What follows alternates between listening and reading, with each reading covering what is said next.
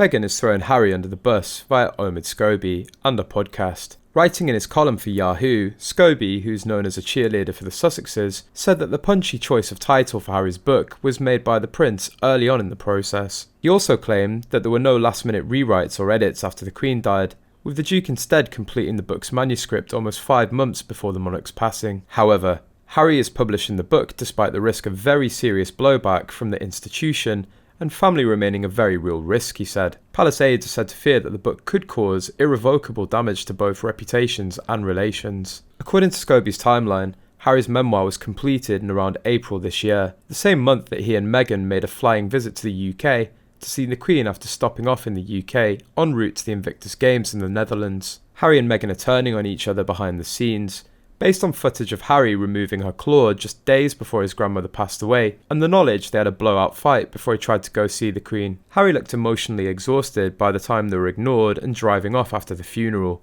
Where there is smoke, there is always fire. On her last Spotify podcast, Princess Pinocchio bragged about studying to become a UK citizen, and outed Harry as an ignoramus who couldn't answer the hard questions. This week, the First Lady of Canada, Sophie Trudeau, was among the lucky participants. Meghan and Sophie had a little chat about what else the challenge is of parenting and being a partner to two famous men. According to the Daily Mail, the two gigglers moaned about how they're simply crushed under their responsibilities as public figure mums, who have tons of paid help, no doubt. Megs did some name dropping, even though the name was right in front of her, saying that she threw a pool party this summer for Mrs. Trudeau, in which the two giggled like schoolgirls and drank wine on the terrace of a Montecito mansion. The whole shebang is known as episode 8 of the Sussexes archetype show titled Good Wife, Good Mum, Bad Mum.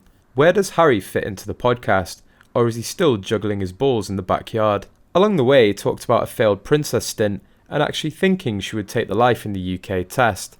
Meghan is a California native, and it's thought that she abandoned her grand dream of dual citizenship after a Megxit meltdown in 2020. For one thing, Meghan was required to live in the UK for 3 years required to get spousal citizenship after marrying Harry. She arrived in Britain in November 2017 and left by December 2019.